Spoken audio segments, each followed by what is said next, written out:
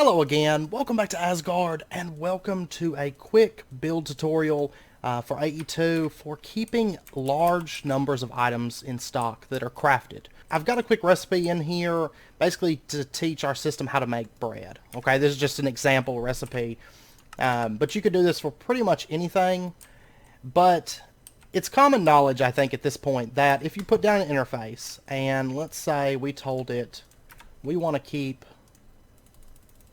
64 bread in here, and we put a crafting card into this and attached a storage bus and then connected up smart cable to both the interface and the storage bus, you'll see that it starts running, it starts making flour, and it's making bread, right?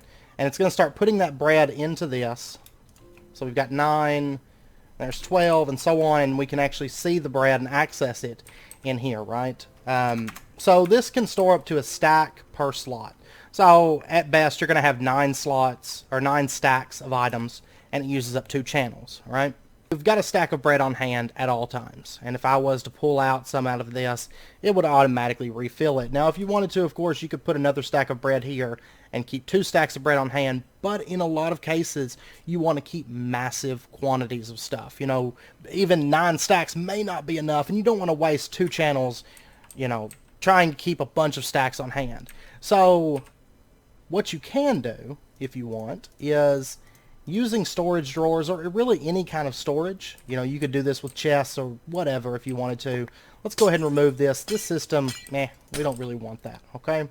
And instead, let's replace this with just a drawer system. So we're going to have our drawer controller. We'll put it right there, and we're going to put an oak drawer here. And we're going to go ahead and grab our bread, and we're going to throw it in here. Okay, so we've got 64 bread in there now. And then on this drawer controller, let's go ahead and attach just a storage bus onto the front of that, and bring our smart cable over, and we'll connect it right there, okay? So now we can access our bread, but we're not auto-crafting this stuff, right? And of course, the storage bus cannot accept a crafting card, right? So there's no way, you know, I can't put crafting cards into this and tell it to make bread. But what I can do is I can use some sort of filtered buffer. You can use, there's slotted chests, that's an option. Pretty much anything that you can filter, you can use standard chests. However, the only thing is if you put a bunch of different items onto a system, you're going to end up, you know, maybe it crafts too much of a certain item or something like that, and it's going to basically fill up that chest. So something that's slotted or filtered is the best option. This is the filter buffer from BC Transport, but there's a lot of different options. I'm not going to go into all of those. But what we're going to do is we're going to attach an export bus onto this filtered buffer, and we're going to put a crafting card into this, and let's go ahead and throw just a couple capacity cards in there. So that way we have 9 slots that are available to us. And then what we can do is we can take bread and put this into the export bus.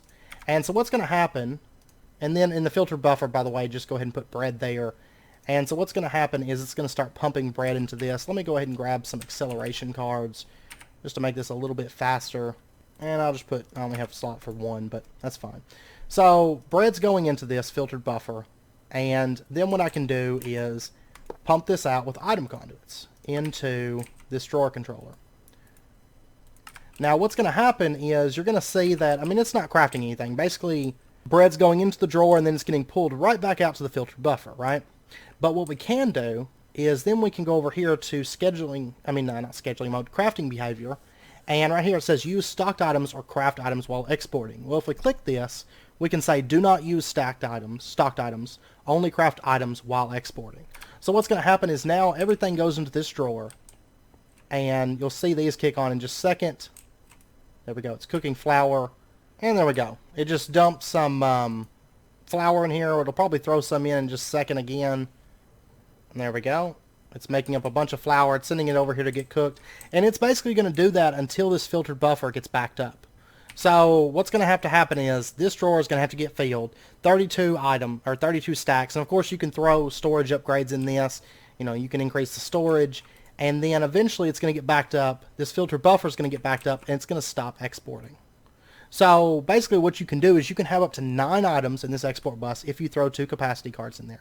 So 9 items, the equivalent of an interface, right? An interface has 9 slots, and before when we were looking at that, we could put 9 items into this config and keep 9 stacks of items. Well, instead we have 9 different items that their storage, their limit, is dependent only upon what they're stored in. So I mean, you could even do deep storage if you really wanted a bunch of items. You could have deep storage that of course can store up to like 2 billion of an item, and it would just keep crafting those things until that was filled, and then the filtered buffer was filled, or the slotted chest, or whatever you're using here where the filtered buffer is. And this actually only uses 1 channel for 9 different items, whereas the interface storage bus combo uses 2 channels for 9 stacks of items. Regardless if they're the same item or not, it's still 2 channels. So just a really, really effective way to store massive quantities of items.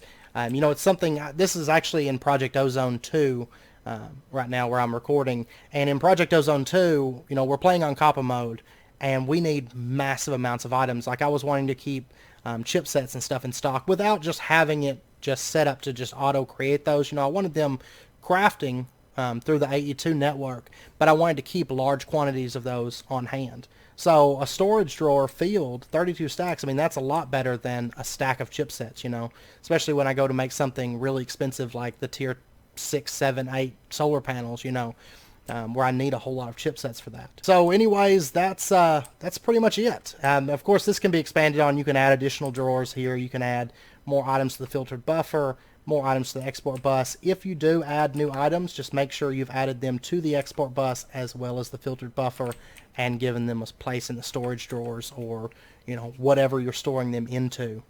Just make sure and check all 3 of those. Make sure they're all 3 slotted. And then if you wanted to expand this, let's say you filled up all 9 of these slots, all 9 of these filter buffer slots, you can always add another filtered buffer, another export bus. That'll be fine. Just pump your item conduits out. You can also, if you wanted to, you could just do a controller slave and pump directly into that. So if I wanted to, I could pull this off, pull that off.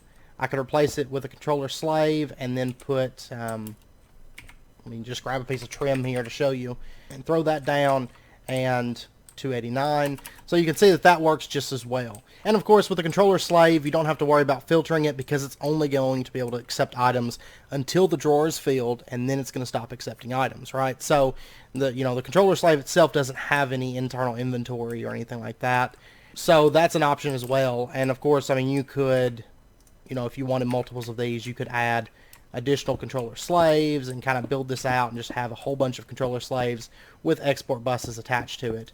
It's really just kind of up to your preference on that. The filtered buffer is nice because you can kind of, build out a little section of filtered buffers like that, and then have item conduits pump it to wherever your drawer system is without having a whole bunch of slaves attached. But depending on your build and your space layout and things like that, and preference, you can do the controller slave, or if you don't have something like the filtered buffer or the slotted chest. So there's a few different options there. Anyways, I hope you guys found this useful. I hope it helped you in some way. As always, if you guys have any questions or anything, do let me know, and I'll do my best to get those answered for you. And yeah, I guess that's about it. I hope you guys enjoyed it. If you did, as always, be sure to hit that like button. Go ahead and subscribe if you're not already, to stay up to date with when new videos come out and whatnot. And I hope you guys have a wonderful day. Until next time, as always, do take care, stay safe, and I will see you guys next time.